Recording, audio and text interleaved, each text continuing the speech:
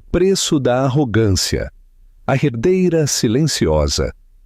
Inscreva-se no canal, deixe o seu like e comente se você acredita que a justiça sempre chega.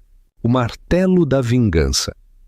O martelo do juiz estava a centímetros de bater na madeira, prestes a selar um veredicto que destruiria a vida de uma mulher. Marcelo estava ali, ajustando seu terno de R$ 30.000, sorrindo com desprezo para sua esposa, Helena. Ele a havia despojado de sua dignidade, de seu lar, e estava a instantes de tirar dela o seu filho. Ele se inclinou e sussurrou que ela não era nada, apenas uma mulher patética e arruinada que ele havia resgatado da miséria. Marcelo acreditava ser o homem mais esperto da sala. Estava enganado. Não notou o elegante Maybach preto que parou lá fora, nem o homem que cruzou as portas do tribunal. Um homem cujo patrimônio fazia com que a empresa de Marcelo parecesse uma barraca de limonada. Marcelo mofava da última chance, sem perceber que acabara de declarar guerra à filha do CEO mais poderoso de São Paulo. O ar dentro da sala 304 do Fórum Civil, na João Mendes, cheirava a café requentado e colônia barata e agressiva. Era o aroma do desespero misturado com o gosto metálico de advogados caros que faturavam por minuto. Marcelo Torres estava sentado na mesa do autor, sendo a imagem viva do sucesso corporativo. Seu terno italiano cor grafite estava perfeitamente sob medida, exalando poder. Ele checou seu Rolex Submariner, soltando um suspiro exagerado, alto o suficiente para que a escrevente levantasse o olhar. Estava entediado. Destruir sua esposa estava levando mais tempo do que ele previra, e ele tinha um horário para jogar golfe no clube às 2. Do outro lado do corredor, Helena Torres parecia um fantasma. Usava um cardigan cinza que já vira dias melhores, com as mãos apertadas firmemente no colo para evitar que tremessem. Parecia pequena, derrotada, exatamente como Marcelo queria que ela se visse. Instável. Oh, excelência! Bramou o advogado de Marcelo, um tubarão chamado Dr. Ricardo Soler. Soler era o advogado que você contratava quando não apenas queria vencer, mas queria salgar a terra para que nada mais crescesse ali. Estabelecemos que a senhora Torres não tem renda estável, não tem residência permanente e tem um histórico do que só pode ser descrito como volatilidade emocional. Meu cliente, o Sr. Torres, é o diretor financeiro da Tecóptima. Ele pode oferecer estabilidade, ele pode oferecer um futuro. O juiz Navarro, um homem severo de óculos grossos, olhou para Helena. Senhora Torres, a senhora tem um advogado presente ou alguma prova que contradiga a declaração financeira apresentada por seu marido? Helena se levantou lentamente. Sua voz era quase um sussurro. Não, excelência, eu não pude pagar os honorários de um advogado do nível do Dr. Soler.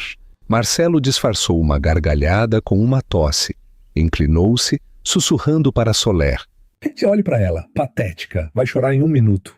Soler sorriu, sem tirar os olhos de suas notas. Deixe-a, nos beneficia mais. A humilhação havia sido calculada. Durante os últimos 6 meses, Marcelo havia cortado sistematicamente o acesso dela às contas conjuntas.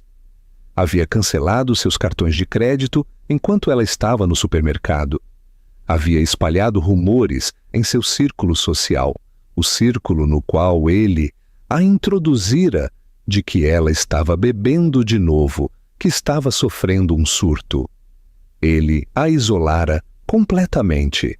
Senhora Torres, disse o juiz Navarro, perdendo a paciência. Esta é a audiência final. Se não puder demonstrar solvência econômica, não tenho outra escolha senão conceder a guarda total do seu filho, Léo, ao Sr. Torres, junto com o imóvel conjugal. À senhora será concedido um regime de visitas supervisionadas a cada 2 finais de semana, supervisionadas como se fosse uma criminosa. Por favor, Excelência, disse Helena, com a voz tremendo, mas clara. Marcelo, o Sr. Torres, ele esvaziou as economias. Bloqueou minhas contas. Eu ajudei a construir a carreira dele. Eu o apoiei quando ele era apenas um analista júnior. Só preciso de tempo. Marcelo se levantou, abotoando o paletó. Não pediu permissão para falar. Simplesmente tomou a palavra. Excelência, com todo o respeito, minha esposa está delirando. Ela afirma que me ajudou. Ela era garçonete quando a conheci. Tirei-a de um boteco na Vila Madalena e dei a ela uma cobertura nos jardins. Tentei dar o mundo a ela, mas ela é uma ingrata e, francamente, um fardo para os meus recursos. Ele se virou para olhar diretamente para Helena. Seus olhos eram frios, como tubarões mortos nadando em águas azuis. Aceite, Helena, disse ele, alto o suficiente para ser ouvido na última fila. Você é uma obra de caridade. Sempre foi. Tem sorte de eu ter mantido você ao meu lado por tanto tempo. Mas cansei de pagar por peso morto. A sala ficou em silêncio. Até a escrevente fez uma pausa. Foi uma evisceração pública e brutal. Helena olhou para a mesa. Finalmente, uma lágrima escapou, sulcando a maquiagem barata que usava. Marcelo sentiu uma onda de triunfo. Era isso. O golpe de misericórdia. Se não houver mais objeções, começou o juiz Navarro, levantando o martelo. Estou preparado para proferir a sentença. Pare, espere, disse Helena. Não foi um apelo. Foi uma ordem. Marcelo piscou. Não ouvia aquele tom na voz dela há anos. Tenho uma testemunha, disse Helena. Ela levantou o olhar e pela primeira vez naquele dia, seus olhos não estavam úmidos. Estavam queimando. Ele está um pouco atrasado, trânsito vindo de Congonhas. Marcelo riu alto. Uma testemunha? Quem, Helena? O gerente do bar? Algum mendigo que você conheceu no metrô? Isto é um tribunal, não um reality show. Está perdendo o tempo do juiz. Eduardo Soler, disse o juiz irritado. A defesa apresentou uma lista de testemunhas? Ela não apresentou nada, Excelência, disse Soler, levantando-se. Isso é uma tática protelatória, um último esforço desesperado. Não é uma tática protelatória, disse Helena, ganhando força na voz. Ela enfiou a mão em sua bolsa de pano gasta e tirou um celular. Não era o iPhone quebrado que Marcelo conhecia. Era um aparelho novo e caro. Ele diz que está no elevador. Quem está no elevador? Mofou Marcelo, inclinando-se sobre a grade. Seu novo namorado? Encontrou um motorista de ônibus que teve pena de você? Helena olhou para Marcelo. Uma calma estranha e aterrorizante se instalou em seu rosto. Não, Marcelo, meu pai. Marcelo congelou por um segundo, depois caiu na gargalhada. O som ecoou nos tetos altos. Seu pai? Você me disse que seu pai era um mecânico inútil que foi embora quando você tinha 6 anos. O que ele vai fazer? Consertar meu carro em troca da pensão alimentícia. Ele se virou para a galeria sorrindo, buscando validação para sua piada. Mas a risada morreu em sua garganta, porque as pesadas portas de madeira no fundo da sala não se abriram simplesmente. Foram empurradas por 2 homens de terno escuro com fones de ouvido. Segurança! A atmosfera na sala mudou instantaneamente. A pressão do ar pareceu cair. Pelas portas entrou um homem. Tinha 60 e poucos anos, com cabelos prateados penteados para trás e um rosto esculpido em granito.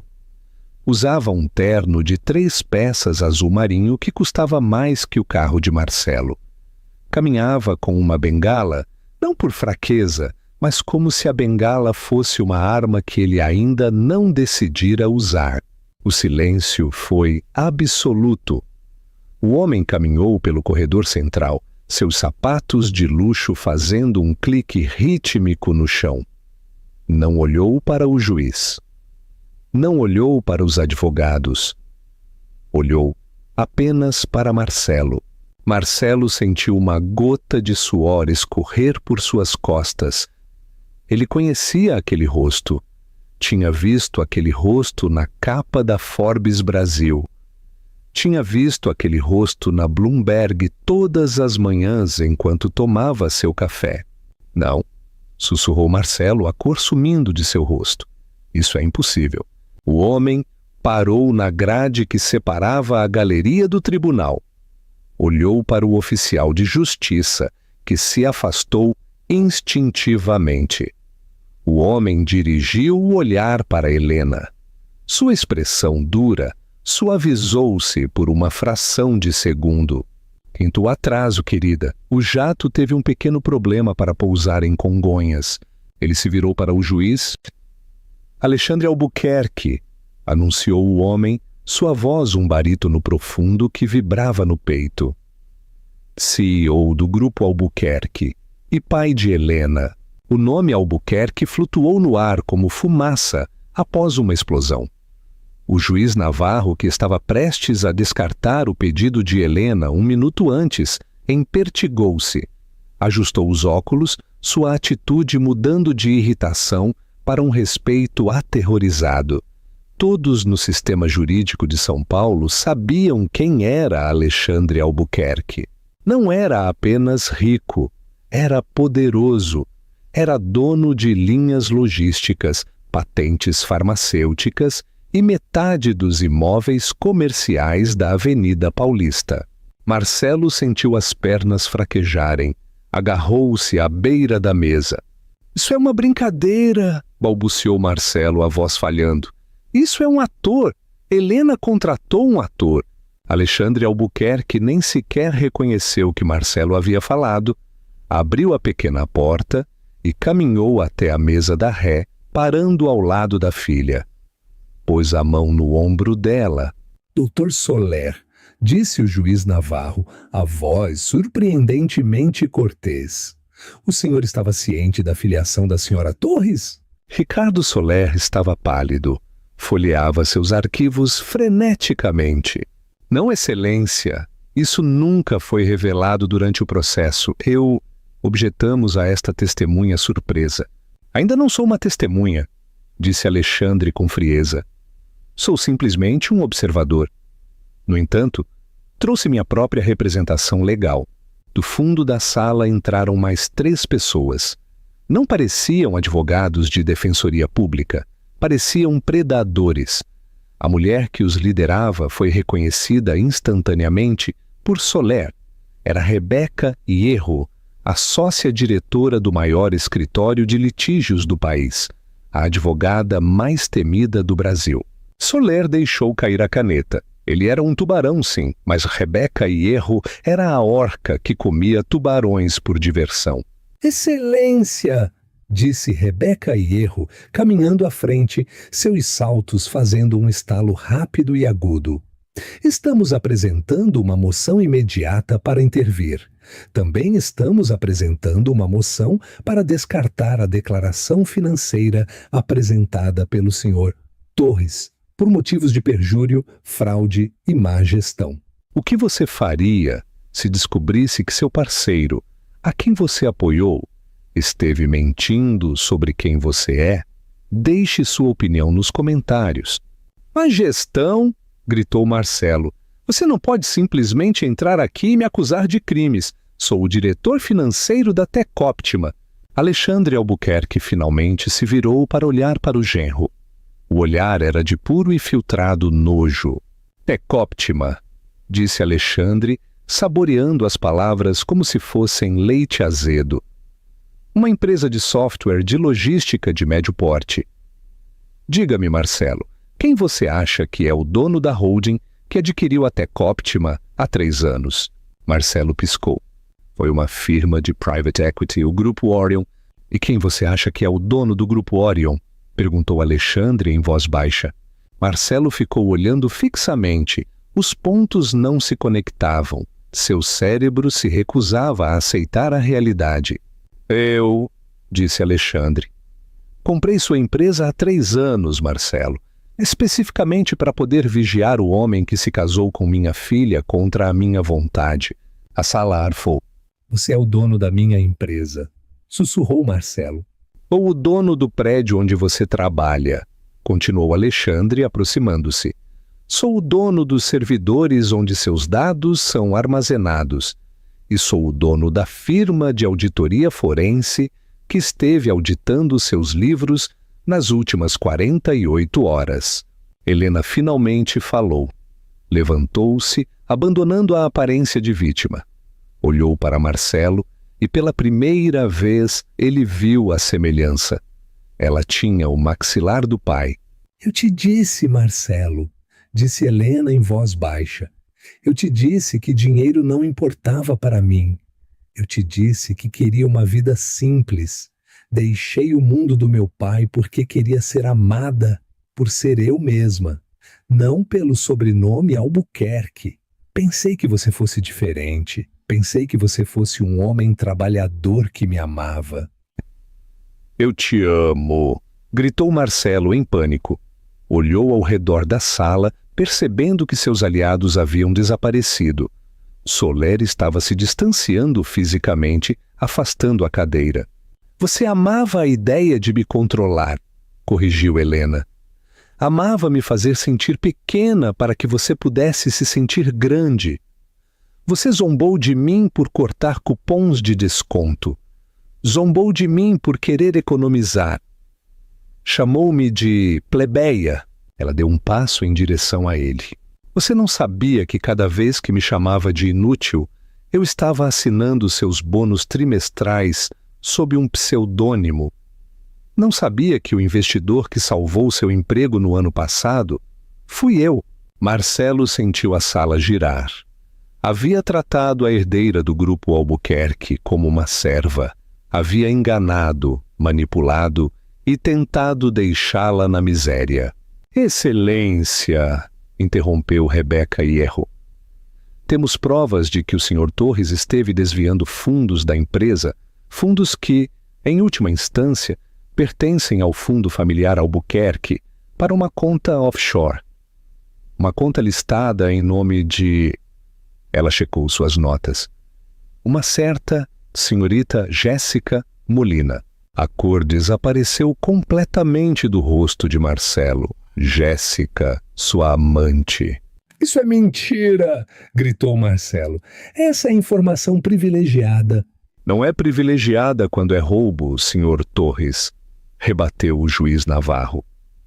Ele olhou os documentos que Rebeca Hierro acabara de colocar em sua mesa.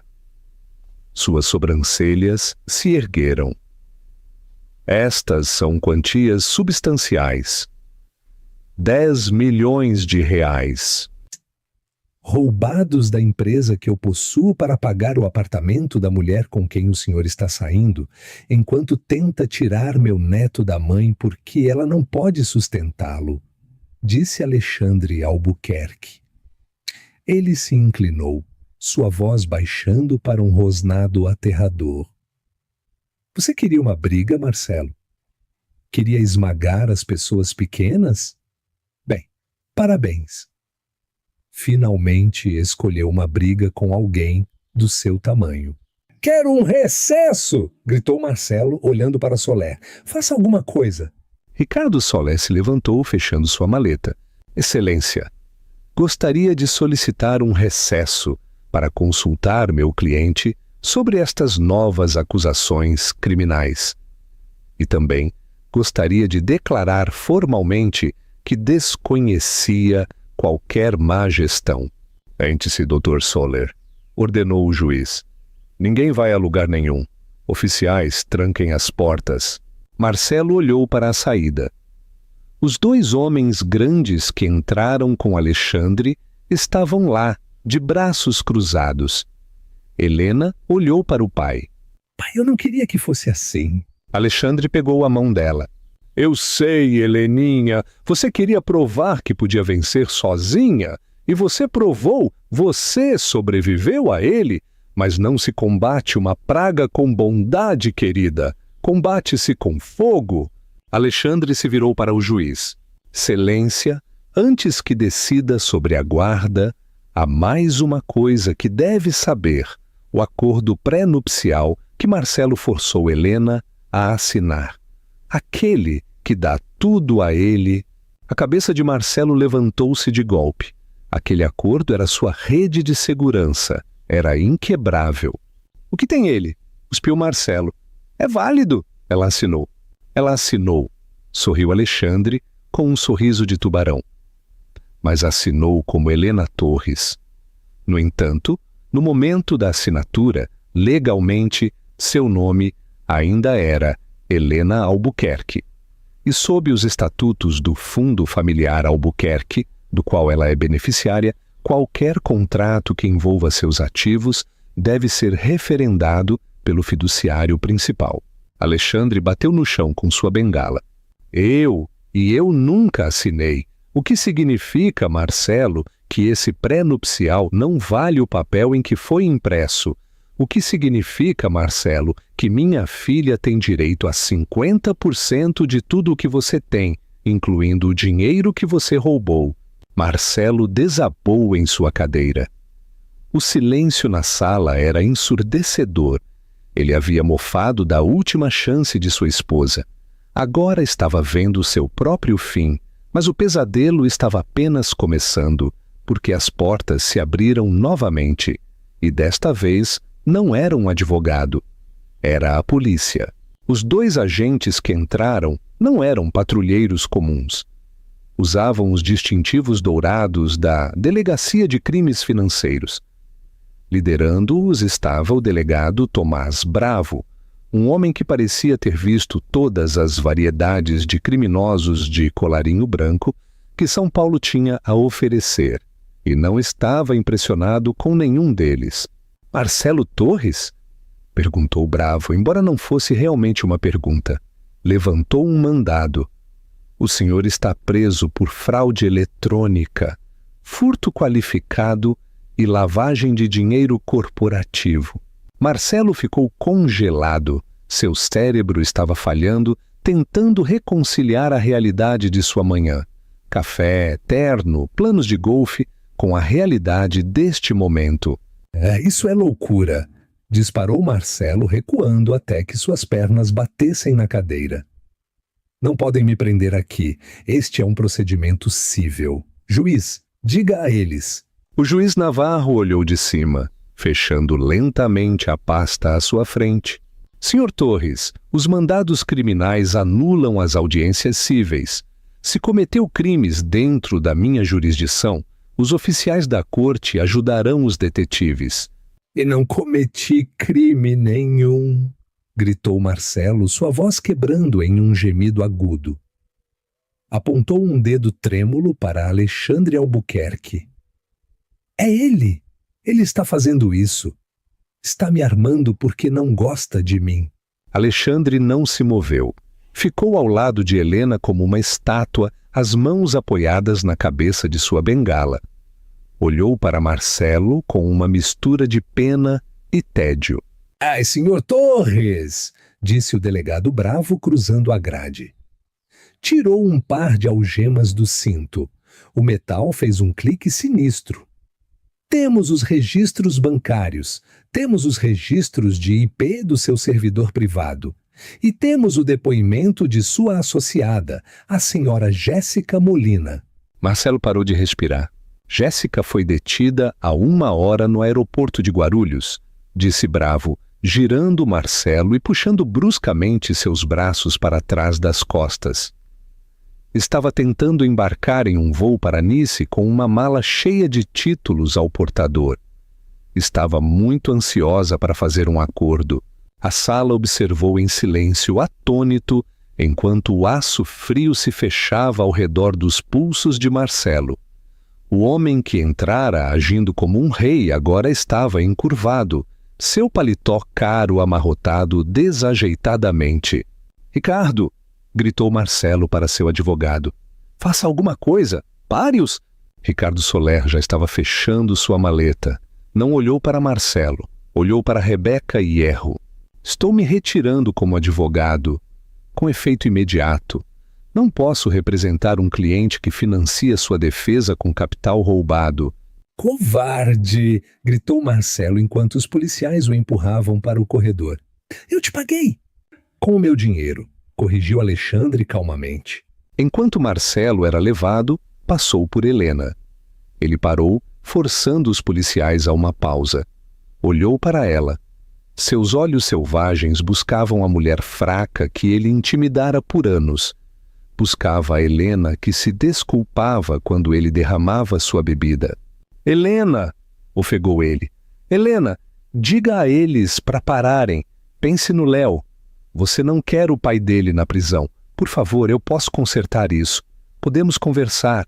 Helena olhou para ele. Pela primeira vez em seu casamento, ela o olhou por cima do ombro. Não fisicamente, mas espiritualmente. Estou pensando no Léo, disse Helena, sua voz firme e fria. Por isso estou deixando que te levem. Não quero que meu filho seja criado por um ladrão que acredita que pode comprar as pessoas. Eu te fiz, sibilou Marcelo, mostrando seu verdadeiro rosto pela última vez. Você não era nada.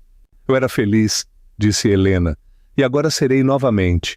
O delegado bravo empurrou Marcelo para frente. Vamos, bonitão. Enquanto as portas duplas se abriam para o corredor, o clarão das câmeras explodiu. Alexandre Albuquerque não trouxera apenas advogados, avisara a imprensa. O corredor estava cheio de repórteres da Folha, do Estadão e de todas as emissoras de notícias. Senhor Torres, é verdade que o senhor desviou milhões da família de sua esposa? Senhor Torres sorria para a câmera. Marcelo baixou a cabeça tentando se esconder, mas era tarde demais. A imagem do arrogante diretor financeiro, algemado, já estava sendo transmitida para todo o país. De volta à sala do tribunal, o silêncio retornou. O juiz Navarro pigarreou e olhou para Helena com um respeito novo e aterrorizado. Senhora Torres, ou devo dizer, senhora Albuquerque, balbuciou o juiz, com relação à petição de guarda, dada a mudança nas circunstâncias e a prisão do demandado. Gostaria da guarda única total, disse Helena, sem direitos de visita até que uma avaliação psicológica seja concluída. Concedido? Disse o juiz instantaneamente. O martelo bateu. Efeito imediato, sessão encerrada. Helena soltou um suspiro que sentiu ter segurado por 5 anos. Sentiu a mão de seu pai apertar seu ombro. Acabou, Heleninha, sussurrou Alexandre. Ainda não, disse Helena secando os olhos. Preciso ir vê-lo uma última vez. Por quê? Perguntou Alexandre, franzindo a testa. Deixe que os advogados cuidem dele. Arne, por quê? Repetiu Helena, pegando sua bolsa de pano gasta. Ele precisa saber de toda a verdade, precisa saber exatamente quem ele tentou destruir. A sala de interrogatórios do distrito policial era um contraste gritante com o luxo de mogno do escritório de Marcelo. Estava frio, cheirava a desinfetante e suor velho. O espelho na parede era unidirecional, e Marcelo sabia disso. Estava sentado ali há 3 horas, sem telefonema, sem água. Apenas seus pensamentos e a percepção aterrorizante de que sua vida implodira em uma manhã. A porta zumbiu e abriu. Marcelo levantou o olhar, esperando um advogado. Em seu lugar entrou Helena. Ela havia se trocado. Não usava mais o cardigã cinza. Usava um blazer preto estruturado, o cabelo preso em um rabo de cavalo elegante. Parecia a Albuquerque que era. Sentou-se à frente dele. Não parecia assustada. Você tem 5 minutos, disse o guarda na porta, fechando-a em seguida. Veio se vangloriar, mofou Marcelo, embora sua voz carecesse da agressividade habitual. Parecia pequeno na cadeira de metal. Ou veio pagar minha fiança? Se me tirar daqui, Helena, posso explicar? O dinheiro foi um investimento. Jéssica, ela me seduziu. Foi um erro. Helena riu. Foi um som seco e sem humor. Pare de mentir, Marcelo. É tedioso. Ela colocou as mãos sobre a mesa. Jéssica não te seduziu. Você se aproveitou dela assim como se aproveitou de mim. Você busca mulheres que acredita serem fracas, mulheres que pode deslumbrar com dinheiro e status. Eu te dei uma vida. Marcelo bateu a mão na mesa, as algemas tilintando. Você era uma garçonete. Eu te levei para Paris. Comprei diamantes para você. Você me comprou diamantes com o dinheiro do meu pai, corrigiu Helena. Quer saber a verdade, Marcelo? Quer saber por que nunca te contei quem eu era? Marcelo olhou fixamente para ela, o maxilar tenso, porque tinha vergonha. Sabia que não estava na altura do seu pai. Então fugiu e brincou de ser a garota pobre. Não, disse Helena em voz baixa. Fugi porque no meu mundo todos usam uma máscara. Todos querem algo. Eu queria encontrar alguém que amasse a Helena, não a herdeira Albuquerque. Queria encontrar um homem que construísse uma vida comigo do zero. Ela se inclinou para perto. Quando te conheci naquele bar, pensei que você fosse esse homem. Era ambicioso. Era divertido. Não se importou que eu tivesse furos no meu tênis.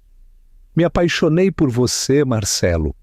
Estava pronta para te dar o mundo. Ia te contar a verdade no nosso primeiro aniversário. Marcelo pareceu atordoado. E você ia me contar? Sim, disse Helena. Tinha os papéis prontos. Ia te incorporar ao negócio da família. Você não precisaria roubar. Seria o CEO de uma empresa da Fortune 500 agora. Meu pai estava pronto para te entregar as chaves do reino simplesmente porque eu te amava. Marcelo sentiu um golpe físico no estômago. A ironia era sufocante. Havia roubado milhões e arriscado a prisão por ninharia, quando poderia ter tido bilhões legitimamente se apenas tivesse sido um ser humano decente. Mas então, continuou Helena, os olhos endurecendo, você mudou. Assim que conseguiu aquela primeira promoção na Tecóptima, começou a me tratar como um acessório. Começou a fazer piadas sobre minha pobreza para seus amigos. Começou a esconder seu telefone. Começou a me fazer sentir pequena para que você pudesse se sentir grande. Eu estava estressado, suplicou Marcelo. O trabalho? O trabalho que meu pai te deu? Helena riu. Você achou que eu era burra demais para entender suas finanças. Foi na noite em que você me chamou de inútil que liguei para o meu pai. Foi na noite em que a armadilha foi montada. Os olhos de Marcelo se arregalaram. Você sabia? Há quanto tempo? 2 anos, disse Helena. Soube da Jéssica desde a primeira semana. Soube das contas offshore. Soube do segundo apartamento. Por que não foi embora? Sussurrou Marcelo. Pelo Léo, disse Helena, a voz suavizando ligeiramente. Não queria destruir o pai dele a menos que tivesse que fazer isso. Te dei todas as chances para ser um homem bom, Marcelo, até hoje no tribunal. Se tivesse mostrado um pingo de misericórdia, se tivesse aceitado a guarda compartilhada, se não tivesse tentado me humilhar, eu poderia ter te deixado ir com um divórcio discreto. Poderia ter permitido que conservasse sua reputação. Ela se levantou. Mas você tinha que mofar de mim, tinha que tentar me esmagar. E ao fazer isso, apertou o botão que detonou sua própria vida. A porta zumbiu. Acabou o tempo, disse o guarda. Helena se virou para sair. Helena! Gritou Marcelo, o pânico tomando conta. O que vai acontecer comigo? E o julgamento? Helena parou na porta, não olhou para trás. Papai contratou os melhores promotores do país para o caso contra você. Jéssica já entregou o livro de contabilidade onde você detalhou cada transação ilegal. Você encara de 15 a 20 anos, Marcelo. 15 anos. Poderia ter pensado nisso antes de chamar sua esposa de obra de caridade, disse ela. Ela saiu e a pesada porta de metal se fechou com estrondo, selando Marcelo em um silêncio absoluto. Fora da delegacia, Alexandre estava esperando ao lado do Maybach.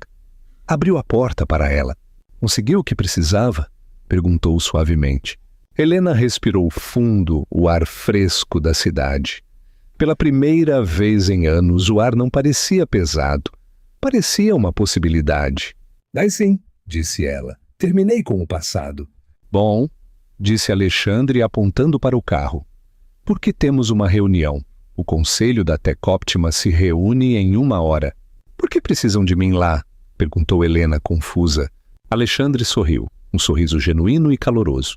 Porque, querida, o cargo de diretor financeiro está vago e, como acionista majoritário, acredito que é hora de a empresa ser dirigida por alguém que realmente conheça o valor de R$1.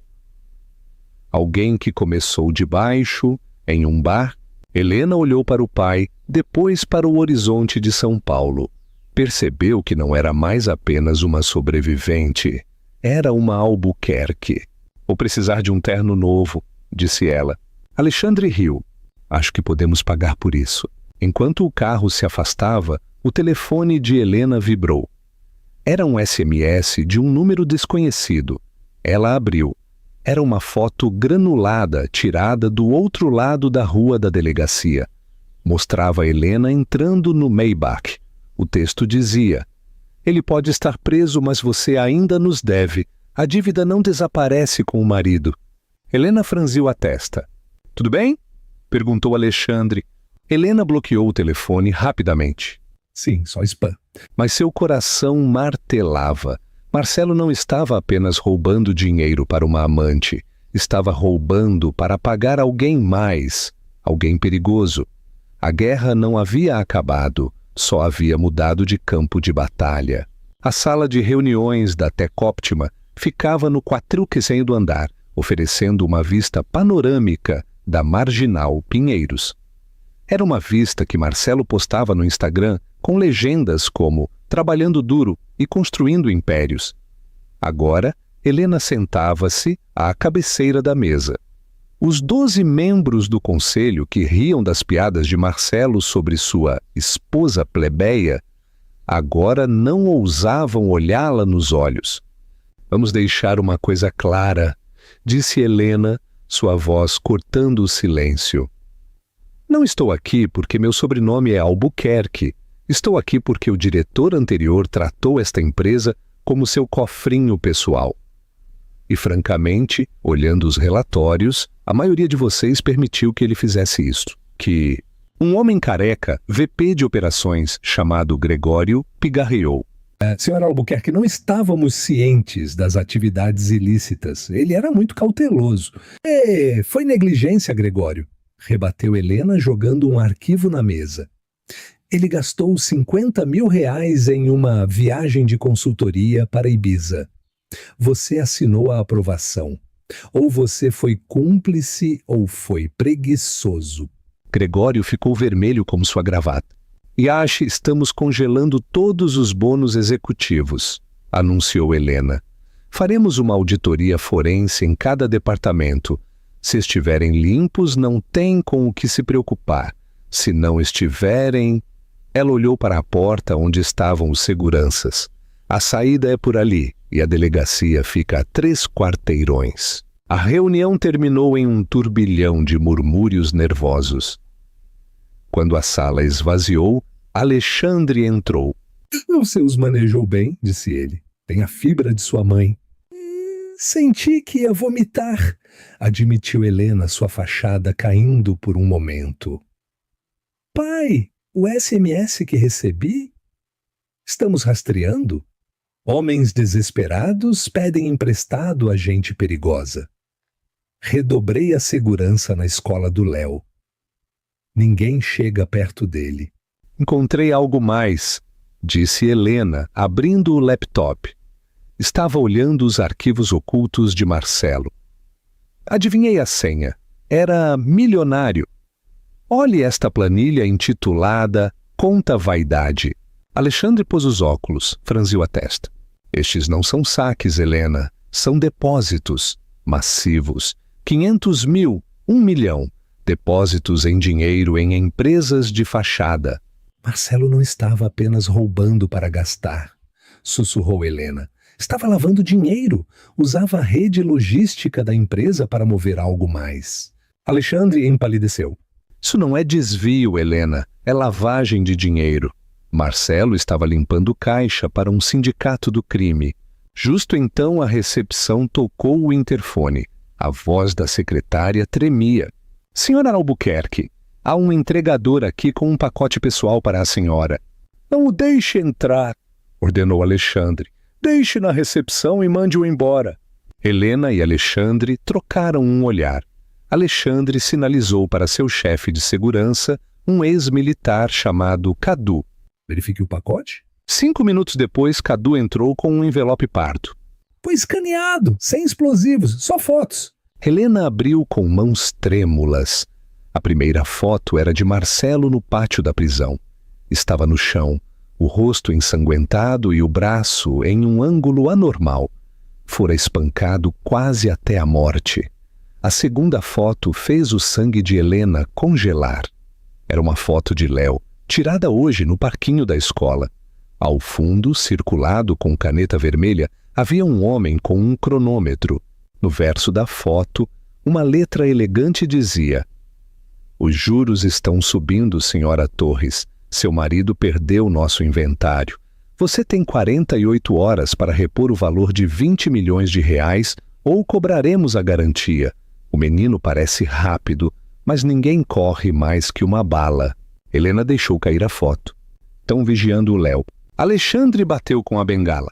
Tire-o da escola agora. Cadu, reúna a equipe. Vamos para a guerra. Não, disse Helena. O medo em seu peito endureceu. Se o tirarmos, eles vão esperar. Vão nos caçar para sempre. Marcelo perdeu o inventário deles. Vamos falar com a polícia especializada, argumentou Alexandre. Viveremos escondidos pelo resto da vida? Não vou fugir mais, pai. Fugi da minha identidade por 10 anos.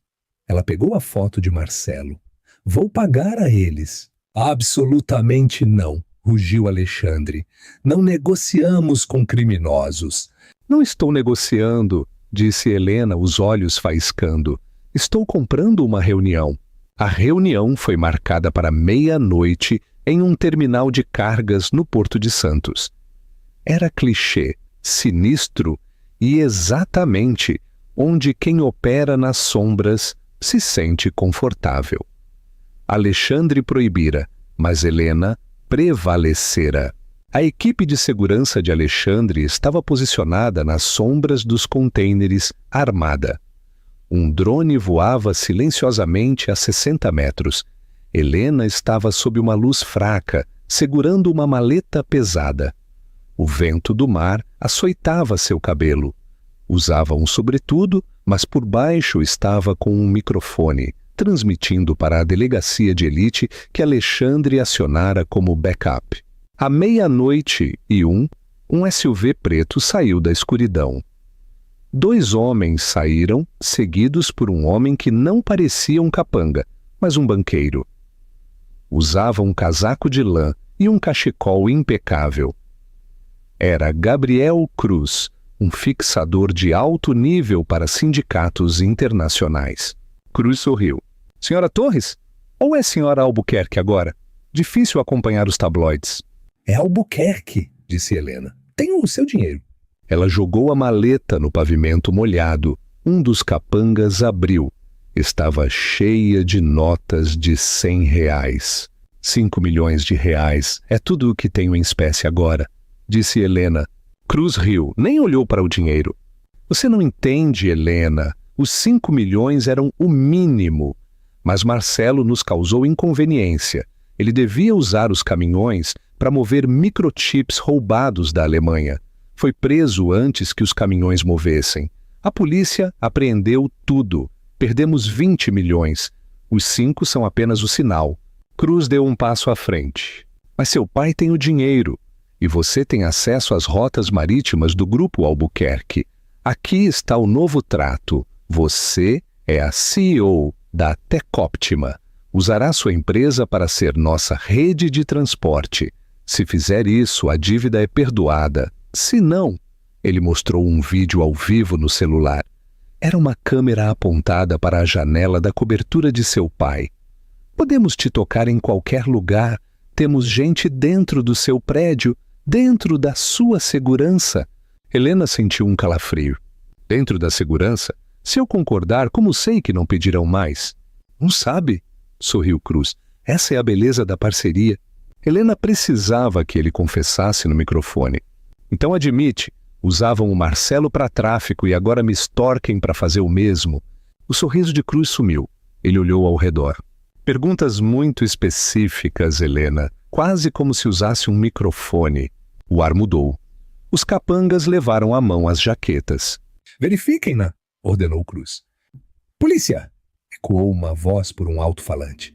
Larguem as armas. Não era a polícia. Era Cadu, o chefe de segurança, do topo de um container. O caos explodiu. Capangas sacaram armas, mas pontos laser vermelhos apareceram em seus peitos. Não se movam! Gritou Cadu. Cruz olhou para os snipers, depois para Helena. Não parecia assustado. Trouxe a cavalaria. Dramático, mas você errou, Helena. Ele tocou o telefone. Eu disse que temos gente dentro. De repente, o drone caiu no canal. As luzes do terminal se apagaram. Helena ouviu uma briga, um rosnado, e uma mão fechou-se em sua boca. O chefe quer você. Sibilou uma voz. Não era Cruz. Era um de seus próprios guardias. Traição. Helena mordeu a mão dele com força, sentindo o gosto de sangue. O homem gritou. Ela pisou no peito do pé dele com o salto e correu para o labirinto de contêineres. Peguem-na! Gritou Cruz. Esqueçam o dinheiro! Ela é o bilhete! Helena corria, o coração batendo como um pássaro preso. Ouviu passos na água atrás dela, dobrou uma esquina e encostou no metal frio. Procurou o celular, mas o perdera na briga. Estava sozinha com assassinos e um traidor. E os snipers do pai estavam cegos na escuridão. Helena! A voz de Cruz ecoou. Não tem para onde ir. Saia e falaremos dos 20 milhões. Continue correndo e darei a ordem para visitarem o Léo. Helena viu uma escada de ferro oxidada. Começou a subir. Estava na metade quando uma mão agarrou seu tornozelo. Peguei você! Mofou o guarda traidor. Helena chutou o rosto dele com um salto, mas ele não soltou. Ele puxou e ela caiu, mas não atingiu o chão. Uma figura emergiu das sombras, derrubando o guarda. Houve um estalo de osso e o guarda desmaiou. Helena caiu de lado, ofegante. Olhou para seu salvador. Era um homem com um moletom cinza sujo, segurando um cano de metal. O rosto iluminado por um relâmpago. Era Marcelo, mas não o Marcelo que ela conhecia. Estava desfigurado, com um olho inchado. Escapara ou fora deixado sair. Corre! Ofegou Marcelo, cuspindo sangue. Vai embora, Helena! Ganhei tempo para você! Marcelo, como? Fiz um trato! Gritou ele, girando o cano enquanto os homens de Cruz dobravam a esquina. Disse que te entregaria se me soltassem. Mas menti. Vai! Marcelo Torres, o homem que a humilhara, que a roubara, avançou contra os homens armados com nada além de um cano e o desejo de morrer. Tiros soaram. Marcelo caiu. Helena gritou, mas mãos a agarraram. Era Cadu. Temos que ir, agora! Cadu a arrastou para o carro blindado enquanto o tiroteio explodia. Helena olhou para trás, viu Marcelo no chão, estendendo a mão, enquanto Gabriel Cruz parava sobre ele com a arma erguida. A porta fechou. Acelera! Gritou Cadu. Helena tremia, Marcelo a traíra de novo, mas no último segundo mudara de lado. Por quê? E então ela viu. Em sua mão, raspada na queda, havia um pedaço de papel que Marcelo enfiara em sua palma ao derrubar o guarda. Ela desdobrou. Estava manchado de sangue. Era um número de conta e uma nota. A evidência está aqui. Derrube a rede toda. Sinto muito. Diga ao Léo que eu tentei. Marcelo se fora, mas acabara de dar a ela a arma para destruir Gabriel Cruz. A verdadeira guerra começara. A Casa Segura era uma fortaleza na Serra da Cantareira. Helena estava no centro de comando que Alexandre instalara, enrolada em uma manta. Ele se foi, Helena, disse Alexandre. Cadu confirmara. Marcelo Torres morrera no hospital. Helena não chorou. As lágrimas viriam depois. Ele me deu isso, disse ela. Cadu digitou o número no terminal. Não era uma conta. Era um IP para um servidor privado. Está criptografado, disse Cadu. Pode levar semanas. Não temos semanas. Cruz vai sumir. Ela olhou para a dica da senha. Onde começamos? Vila Madalena, sussurrou Helena. Acesso negado. O parque, negado. Ela fechou os olhos. Pensou em Marcelo. Não no monstro, mas no homem que morrera para salvá-la. Não o que eles eram juntos, mas o que ele queria ser. Tribunal, digitou ela. A tela ficou verde. Acesso concedido. Milhares de arquivos. Não era apenas contabilidade. Eram gravações. Marcelo espionara o próprio escritório. Havia áudios de Cruz ameaçando-o. Vídeos de Cruz com políticos corruptos. Registros ligando o Grupo Orion ao tráfico humano. Meu Deus, sussurrou Alexandre. Isso conecta Cruz à metade do crime organizado do Sudeste. Marcelo estava construindo um seguro, percebeu Helena. Ele começou a roubar por ganância, mas eles o dominaram. Estava reunindo provas para comprar sua liberdade. Precisamos enviar isso para a Polícia Federal imediatamente, disse Alexandre. Não, Cruz tem gente lá. Helena levantou-se. O tremor parou. Hoje é a reunião anual de acionistas da Tecóptima, transmitida ao vivo para o mercado global. Helena, não, advertiu Alexandre. É perigoso. Cruz estará assistindo. Eu sei, conto com isso. Quero que ele venha, porque desta vez não vou fugir. Cadu, prepare o carro e chame a imprensa. Diga que a nova CEO tem um anúncio que mudará a indústria. O auditório estava lotado. O mundo queria ver a viúva herdeira que sobrevivera a um escândalo em 48 horas. Helena subiu ao palco de branco. Parecia um anjo vingador sob os flashes. Comente agora, você acha que ela conseguirá derrubar a rede criminosa em público? Senhoras e senhores, começou Helena. Vocês vieram ouvir sobre lucros, mas hoje falaremos sobre o custo de fazer negócios. No fundo da sala, Gabriel Cruz observava, disfarçado de segurança. Tocou o ponto eletrônico. O alvo está no palco. Atire quando ela se afastar do púlpito. Faça parecer um fã louco. Nas vigas do teto, um homem ajustou a mira. Meu marido, Marcelo Torres, morreu ontem, declarou Helena. As notícias dizem que foi um assalto. É mentira. Marcelo foi assassinado por uma organização criminosa que usava esta empresa para contrabando. Um murmúrio tomou a multidão. Cruz ficou rígido. Tire, sibilou ele. Acham que são intocáveis? Disse Helena. Acham que possuem a polícia? Ela apertou um botão. O telão gigante ficou preto. Depois um vídeo rodou. Era Gabriel Cruz na sala de Marcelo, com uma arma na cabeça dele. O áudio ecoou. Não me importa sua esposa, Marcelo. Se o carregamento não mover, mato ela e vendo seu filho. A multidão gritou. No fundo, Cruz congelou. Seu rosto estava numa tela de 15 metros. Aquele homem, apontou Helena, é Gabriel Cruz e ele está neste prédio agora. Luzes fortes inundaram o auditório.